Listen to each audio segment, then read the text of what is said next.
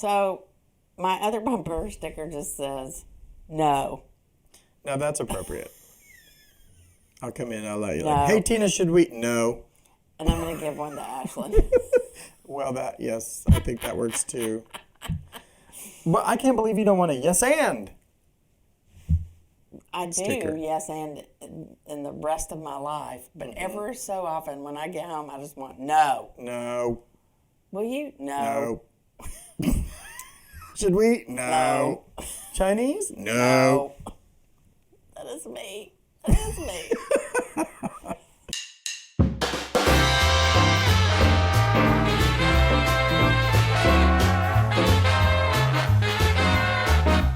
Hello, I'm Adam.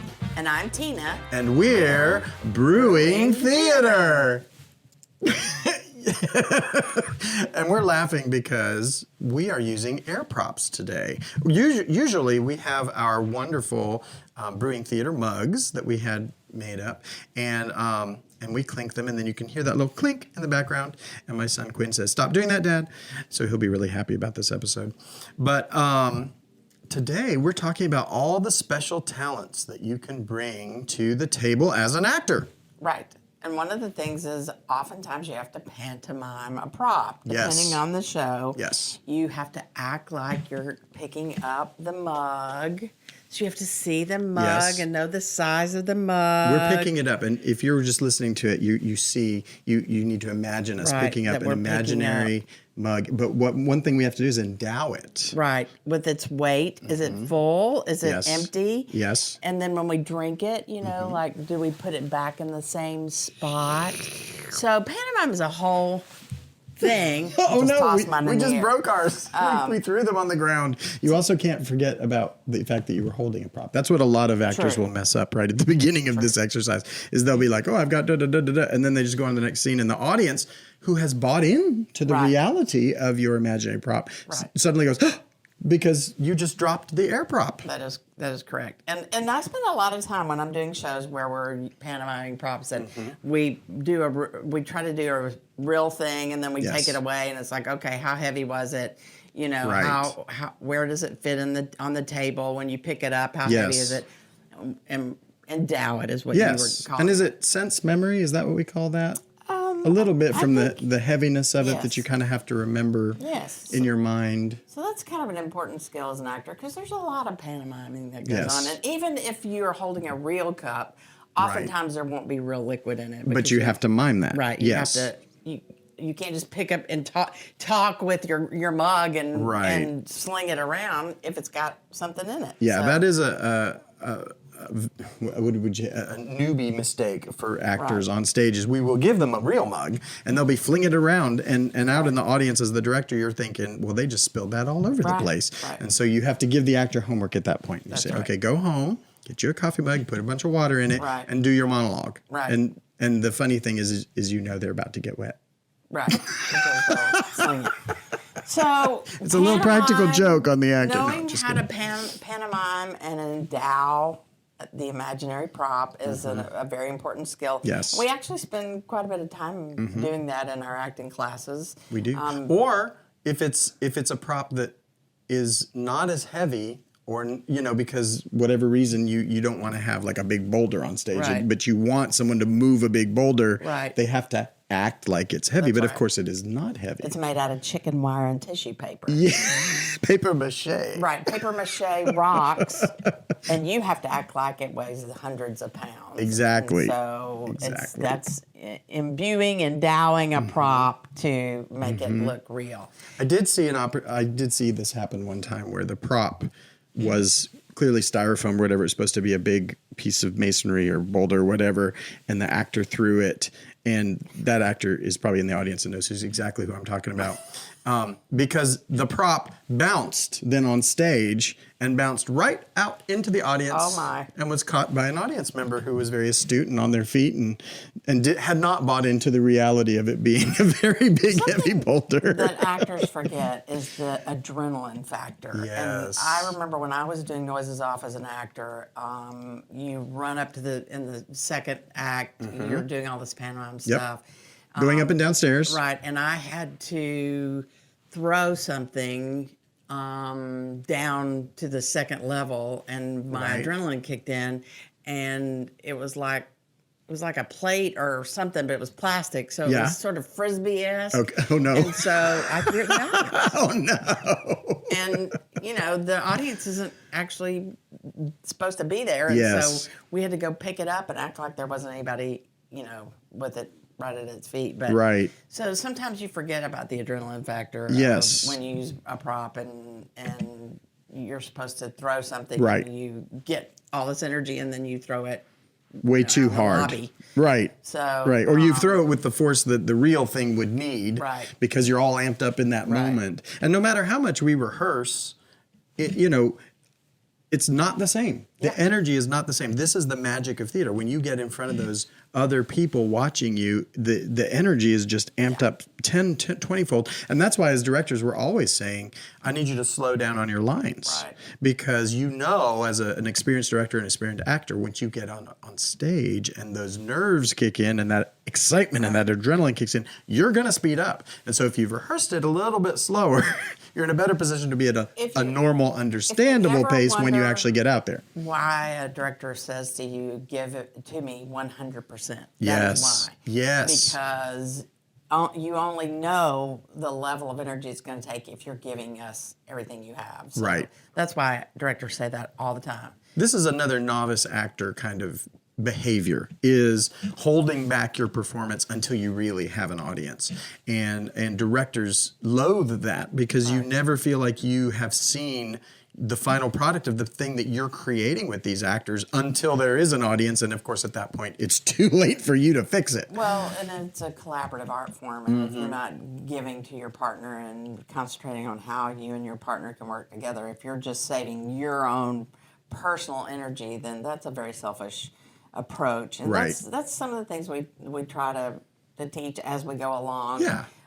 It's a skill you have to pick up through practice and rehearsal and just doing it over and over. Because a lot of people don't know how to imagine what it's like to be in front of the audience until they really are there. Right. And then it's a whole new ballgame. Which is why it's fun sometimes to bring people in to watch. But the whole reason why we're talking about props today is because actually Adam crocheted this for me. Yes, you can see it on the video, but it's sort of a green and blue pattern. It's a fairly open weave because I know that here in Alabama, you're not going to be able to wear this but like 10 days a year. It's beautiful. So it's not super, super warm, but it is nice. And I'm glad you liked it. Adam crocheted it for me for Christmas, and I love it because I cannot crochet. However, on stage, I have crocheted, knitted, washed clothes. Yes. Have you snapped the beans? Have you ever had to do that? Beans, peeled potatoes. I mean, these are things. Played piano. If you're doing a Chekhov play, you need to be able to do something with your hands. Right. If anybody knows who the Russian guy, and Chekhov. Yes. But it's a lot of hand sewing or whatever. Right. So because the people of that time would have stayed busy and would have been knitting scarves or socks or whatever they were making for their family members and keeping those things up. And so and the thing about Chekhov too is it's always done very naturalistically.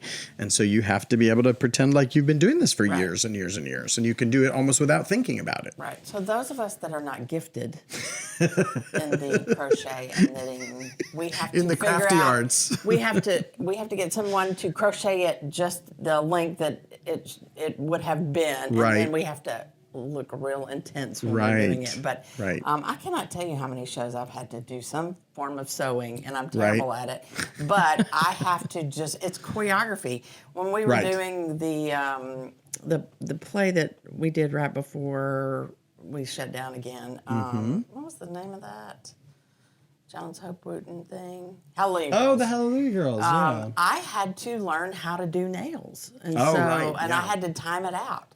So learning how to do other skills, and then if your character has a skill and you have to learn it and do it believably. Right. I remember my friend Joan Emmers when we were doing a Sam Shepard play, and he had to rope a cow. Good. He spent, I cannot tell you how many hours and hours and hours and hours and hours. I would look out the window when I was the managing director, and Joe would be roping something. Wow. Out in the parking lot. So how is that done on stage? Y'all didn't have a cow on stage. No, but they're people who rope practice that, and so he was having to practice it, and then he actually did it to around another actor. Oh, so that's goodness. a whole other ball of wax. But so there's crossing into that, theatrical violence. Yeah, so there's skills that you have to know how to eat and drink on stage. You have to know that you have to eat and drink when you're not talking.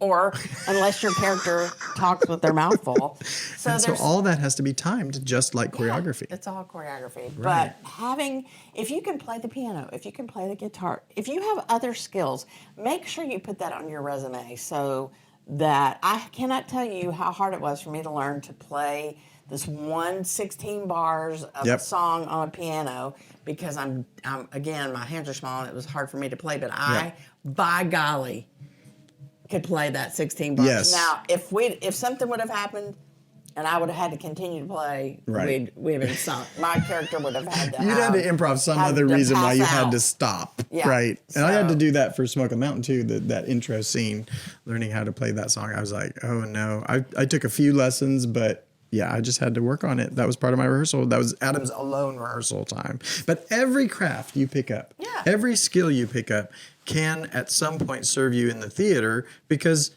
the theater tells stories about people, what people do, and people do these things. Right. So the more talent, it's like people are like, what do I do between shows? Well, you can enhance your resume by picking up a new skill. Like over the pandemic, I didn't know how to crochet, but now I can do these lovely scarves and my own bookmarks and interesting things.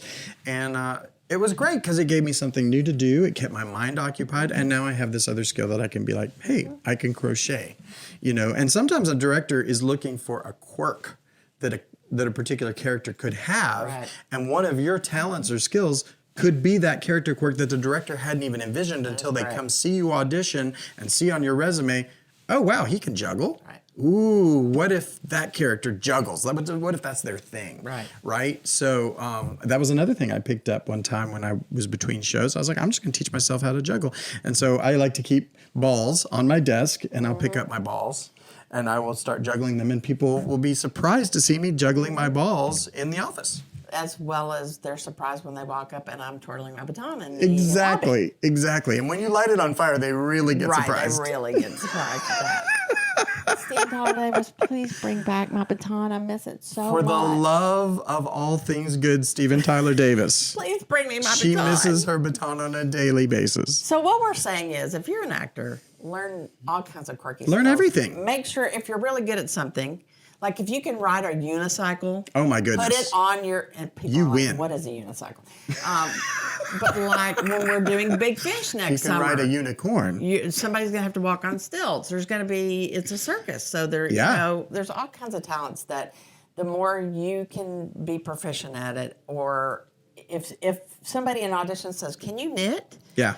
The answer is always yes. Yes, and. Yep. Yes, and. Yes, and. What day will be starting the knitting right. and rehearsal? And then you set yourself a deadline to learn how to knit. Learn how. But the things you already know, those are the things that could give you the edge in a casting session, for real. That's great. As opposed to, I'm going to have to work with this person to learn XYZ skill. Right. If you already have it, man, you're in. You're in like Flynn. So if you can do all kinds of special skills, and if you can endow a prop well, then you have a leg up. That's right. A leg up. A leg up. Not a Lego, but a leg up. A wooden leg named Smith. And with that, it looks like my cup is empty. I have run out in my air prop as well. So until next time, I'm Adam. And I'm Tina. And we're Brewing Theater. Cheers.